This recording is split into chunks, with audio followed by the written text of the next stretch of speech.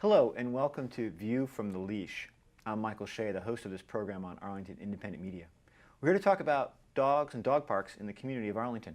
And I'm joined by two people and one dog. Caroline and Robin both have a lot of experience and enthusiasm for dogs in Arlington. Welcome to the program. Thank you. Happy to be here.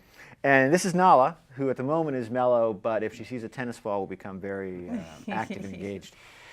So, Robin, let's start with you. Why don't you just tell us a little about your background with dogs and how you've been involved with the community? Sure. I moved to Arlington 10 years ago and had a very difficult time adjusting when I first moved here. And about 2 years later, got a dog, and my whole connection to the community changed. We moved across the street from what is now the James Hunter Park, and spent every day, usually in the mornings and the evenings, with our dog there. And within weeks, I suddenly felt like I had gained a community of neighbors, fellow dog enthusiasts. My dog had friends, and I've made some of my best friends of my life at the dog park. So I eventually became involved in the Clarendon Dogs organization, which was a sponsor group for the James Hunter Park. And I was on the board as president and secretary. And my dog's since retired from the dog park a little bit. So we don't get there as much as we used to, but it is still an issue that's very close to my heart. And I feel like in Arlington, it's such a critical part of the community here. So I can echo that experience because my wife and I lived on Capitol Hill in DC, and we had a dog then. We moved to Arlington about 15 years ago. And what struck us at first was on Capitol Hill, just going out for a dog walk was a chance to meet other dog owners. Arlington is a little more spread out, and we at first thought we'd see people with dogs, but it didn't seem quite as friendly. And we started going to parks, and it immediately became more friendly, and that's really where the dog owners and the people were connecting. Yeah. Caroline, what's been your experience with dogs? I know you're with the county government. Yes, I've been with the county government for 15 years, back when we first started even talking about having dog parks. There was huge community conversation about whether we should even have them in the beginning. And there was a whole lot of conversation about how do we cite them, what would be the impacts, that sort of thing. We've since learned that our focus has been in bringing people together. So we've had potluck supper clubs, reading clubs, we've had weddings in dog parks, we have community gatherings, we have pug parties on Saturdays and that sort of thing. So we've had a huge community learning, and we've learned as well in the department about how well these things have functioned in bringing people together. And let's just cut to the news. The James Hunter Park, dog park in Clarendon, has been open, I'm forgetting for how long now, but it's the newest dog park in Arlington. How are you finding that going? It's Been kind of very interesting. In busy times, there's 30 or more people in there. If you'll notice what happens, if you've been at the park, people gather and they talk to one another, and they play with their dogs, but more so they're talking also with one another, which is really important part. We designed the park to be that way. It's going extraordinarily well. It's the first one we've ever designed entirely from the beginning. When we first started citing dog parks, we just put them where basically no one went. And we've discovered that these become some of the busiest places around. So Shirlington Dog Park, for example, has about 300,000 visits a year to it. James Hunter, I don't know what the final counts will be, but I expect it to be pretty close to that when we're done. And Robin, you were involved with the James Hunter process, the community process. What was that like for you? Well, originally it took a long time for us to even become recognized as a dog park in Arlington. Once that happened, the county involved us at Clarendon Dogs and the Line Village Community Association to come together, work together to create a space that would really enhance both the people-oriented community and the dog-oriented community. So I was talking with Caroline, I think it was about 5 years ago that we had the first community meeting that was hosted by the county, and it was kind of a town hall meeting or brainstorming session, and there were many follow-up meetings to that. But what was pretty remarkable about this was, despite a lot of contention between the various sides fighting for what they wanted, more space for their cause, basically, the county really listened and adjusted their design plans accordingly, so that the condo owners who are right next to the park, had their needs met. The dog owners, one of our concerns was having enough length so that dogs could run, and they came up with this really interesting sort of kidney bean design that really maximized that space, and it gathered together aspects of the community that didn't necessarily always interact, which was the homeowners in Lyon Village and dog owners who were coming from all over Arlington, not just from Lyon Village. And what we found is we were kind of, which is an interesting subject today, but we were able to kind of come to compromises. And I think the product that the county has come up with is truly remarkable. And I think the 30 people, maximum right now, I think a lot of people are also still learning that the dog park has just opened, and we'll see a lot more than that. And we'll see a lot more throughout the low hours in the middle of the day.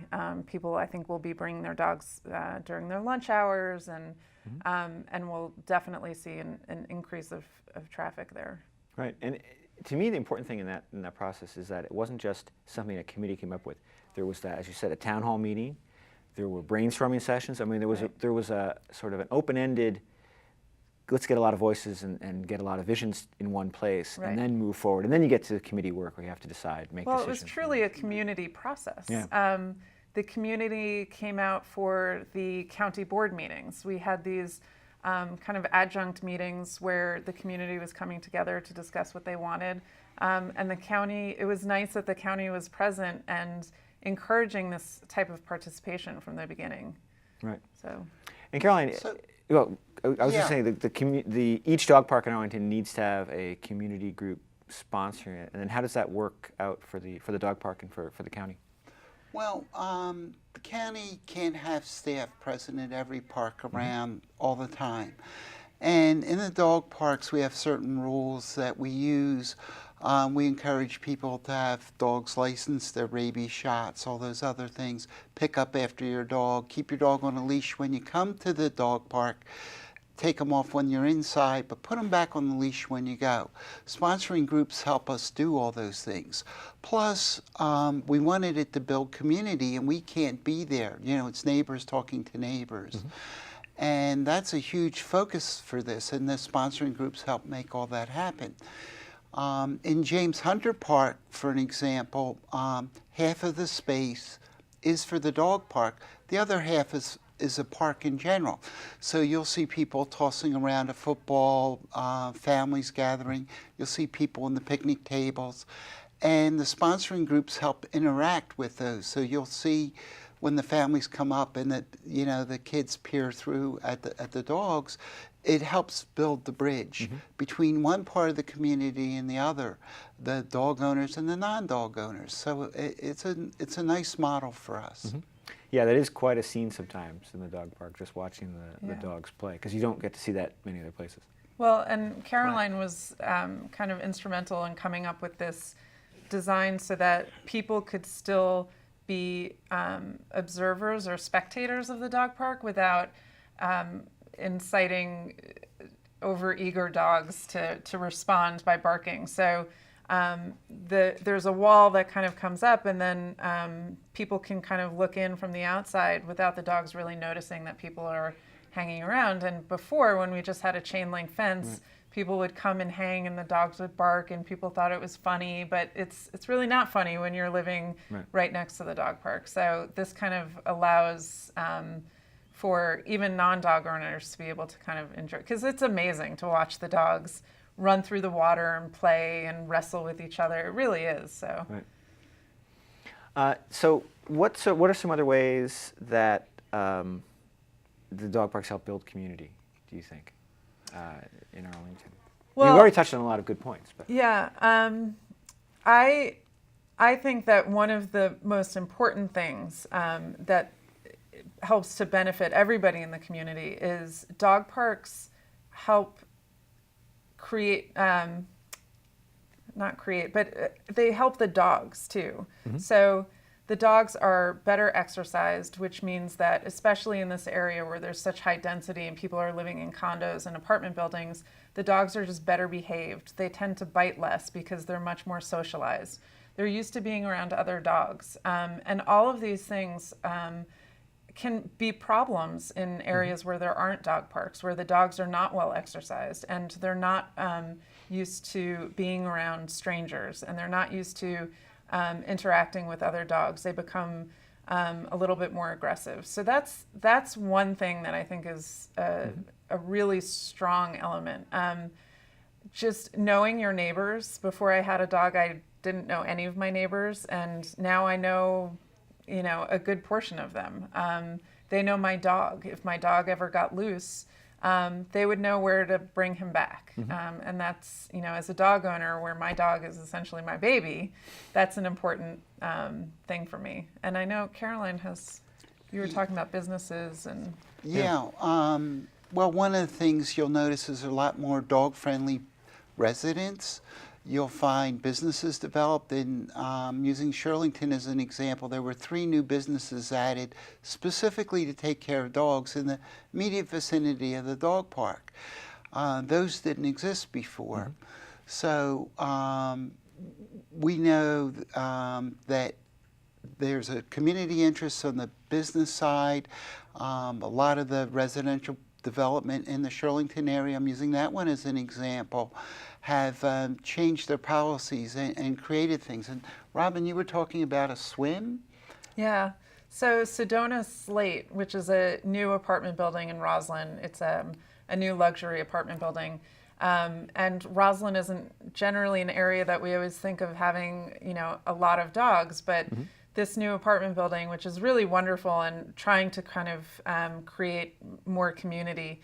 The last day that their pool's open, they had a doggy dip. So the dogs were allowed to come and swim. And even a lot of the non-dog owners in the building kind of came down to, cheer on the dogs that were swimming. And, neighbors met neighbors that way. Right. And it's kind of starting to create a lifestyle in Arlington that is dog friendly. And I know walking through Clarendon, my dog knows exactly where the treats are hidden in every store. He goes into Orvis, he knows which way to walk. He goes into Lululemon, he knows which way to walk. And I never would have become involved in Arlington as a community without having the dog park kind of launch me that way. So let me talk a little bit of benefit about seniors. Sure. There was a lady at James Hunter Park. I'm not going to give you all the details, but basically she and her husband were in a foreign country having one of the most romantic times of their lives. And there was an accident and she lost her husband. And so she had PTSD. She came back. She was injured. Her dog, coming back to take care of her dog was one of the things that was important to her. And when she came back, of course, one of the symptoms of PTSD is isolation. She comes to the dog park. She talks to her neighbors because the dog was the connection. Mm-hmm. And she felt that this was really important to her healing.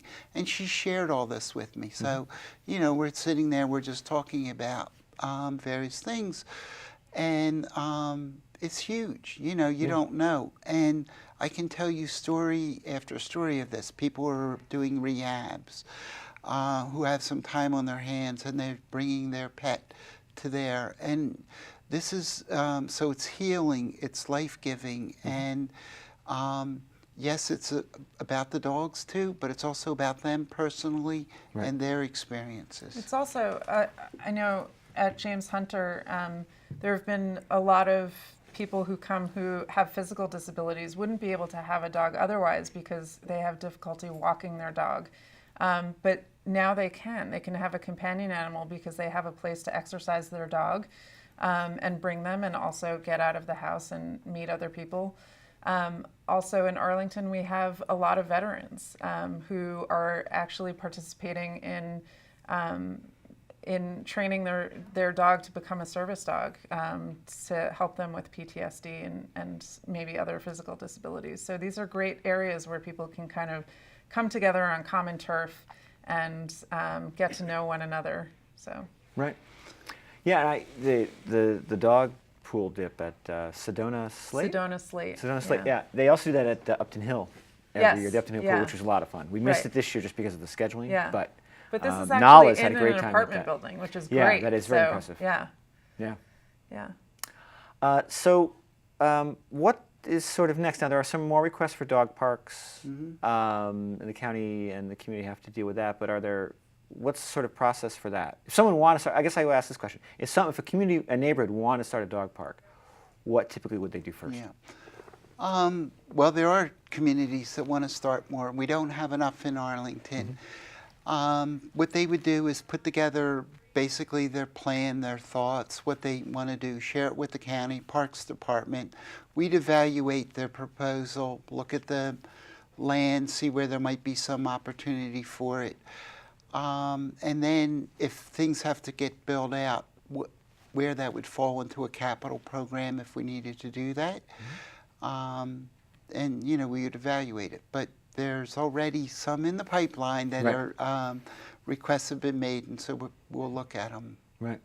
Well, that sounds very good. And Robin, what do you see next for dog parks? Dog parks? For one, as a part of the process of just being involved in Clarendon Dogs and being a community member who uses the dog parks, I have come to realize how lucky we are in Arlington that the county is so committed to dog parks. Caroline was telling me earlier that only about 1% of county park space is dog parks, but we feel really lucky because we have all of these dog parks, and a lot of the surrounding areas don't have the same commitment from the county or from their local governments. So I definitely think we could use more, but you know what we do have right now is pretty spectacular, and I think James Hunter Park is an example of how the community came together with the county, and it's if you haven't seen it yet, the park is really beautiful and so well designed. And the multi-use, the non-dog park, and people are really out there. They're lying out in the sun. They're playing football with their kids and frisbee, and they're really using that other space too. So it's not just about the dogs. Right. No, and I definitely feel Arlington is one of the great things about Arlington, because my hometown, which I won't mention right now, I've been back and and I didn't grow up with a dog, but there's no dogs allowed in any parks. You're not allowing a space for them, and you're dividing the community, because there's plenty of dogs in my town. That's the same thing where I grew up too. There's soccer fields and tennis courts, and the big sign when you approach all of the parks is no dogs allowed, not even on leash. So we're really lucky that we have this commitment from the county. Well, thank you, Robin. Thank you, Caroline, very much for coming on. And thanks to Nala for just kind of hanging out, enjoying the discussion. I think she liked what she was hearing. You're a good girl. Join us again next time for View from the Leash. Thank you very much. Good girl, Nala. You are so great. All right, Nala.